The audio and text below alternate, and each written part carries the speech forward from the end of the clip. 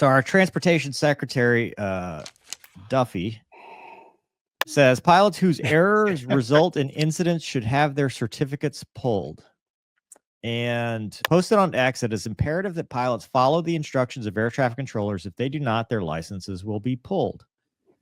And then he was asked by NBC Nightly News if it was his position. He replied, hell yes, accompanied by a gesture mimicking an umpire ejecting a player from a ball game. Transportation Secretary Duffy's comments about pulling a pilot's license if they don't follow ATC instructions ignores the importance of due process and the wide spectrum of scenarios where an alternative remedy would be more appropriate in our collective pursuit of safety. And then he said, we look forward to working with Duffy, AOPA President Darren plays on. And so this is what happens, right? A lot of bad things happen in the news, and leaders step up and say, well, we're going to crack down. Maybe don't always get the whole picture of what's going on, or the negative implications of making blanket statements like that. On the one hand, mover's opinion, it's valid to say, well, if you don't follow the instructions, like surface value, right? You don't follow ATC instructions, you're out. You're going to lose your license, which that's what's called pilot intentional noncompliance. Typically, is if you do something, you're not protected. Like, we have systems in place that'll protect us if we make mistakes. If you do something that's egregious or a definite violation of some federal regulation, yeah, you're going to lose your license. But when you kind of peel back the onion, the concern with statements like that is that you kind of lose some of your safety culture, right? Because the idea, at least in U.S. aviation, we don't put people in jail when they are involved in a crash. We don't pull certificates for simple one-time mistakes. Is that if you start saying we're going to take enforcement action for everything, or for stuff that may not rise to the level of pilot intentional noncompliance, you lose people, one, fessing up, two, having that safety culture within these companies.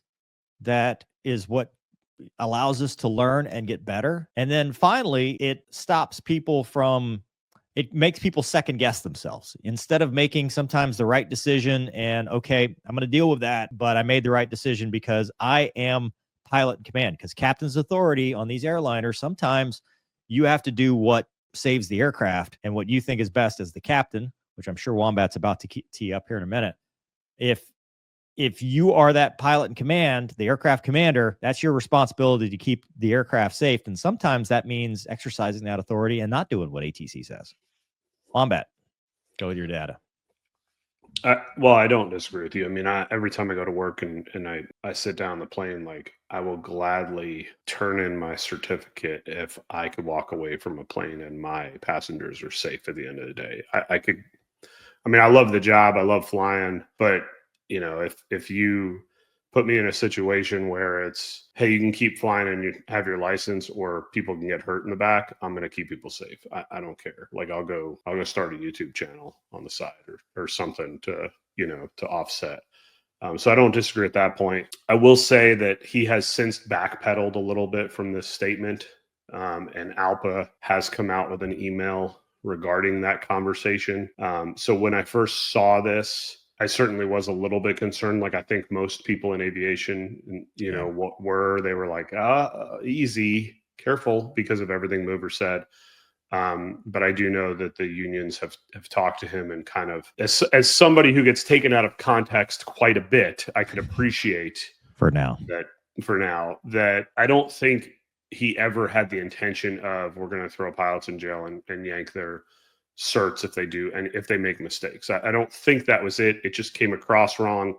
And then again, in the same world where one joke means I hate Canada, which is not the truth, people jump on it and it became a news story and all that. So luckily, I don't think that was his intent. I know he has come out and has talked to our unions and said that, hey, that's not what I meant. Like Mover said, there are protocols in there. And if your pilot goes up and does something blatantly unsafe, they're not going to get protected. Not before this statement and not after the statement. I mean, that's just the way it is, So the safety culture is there, and we do have the ability to make errors and fess up on them and learn from them and be trained, and everybody gets better. That's how it should be. But if they do something just woefully negligent, and people they're done. They're going to lose their certifications. I mean, that's just the reality of it. So I think it's luckily, I think this whole story has gone in the direction that I was hoping it would go, which is cooler heads have prevailed, and we don't have pilots on edge. I hope that's my thought. Gonky, what do you think, Mr. Beard?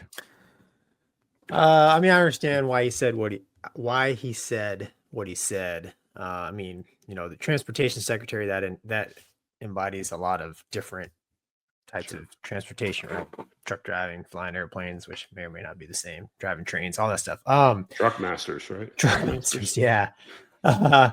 However, he's not a pilot, so he doesn't know. So I get it. He said what he said to try to, calm down the public a little bit in light of what's been happening. Like you said, Mover, poor choice of words, and just kind of the way the system works, right? Wombat, kind of like you said, the people who were in the know, right? Your union leadership and stuff probably wrote letters like, "Hey, man, this is actually how it works." Because, the nice thing about aviation, at least here in the U.S., is we have the means to self-report a lot. When we make mistakes, so we can all learn. And if you come down with a hammer, it's like you make one mistake, we're yanking your certificate. It's like, dude, all the self-reporting stops, all of the learning stops, right? And it's CYA time, right? I mean, backstabbing. 100%. I mean, it becomes terrible, right? The So culture changes completely. big time. Yeah, exactly. So, and a second thing is ATC makes mistakes just like pilots do, right? So when ATC tells me something, I comply, but I always question what they just told me. Hey, they told me, because me and Shady coming back in 2 Hornets from San Diego after doing the Red Bull air races, the flyover for it, ATC clears us down to whatever altitude.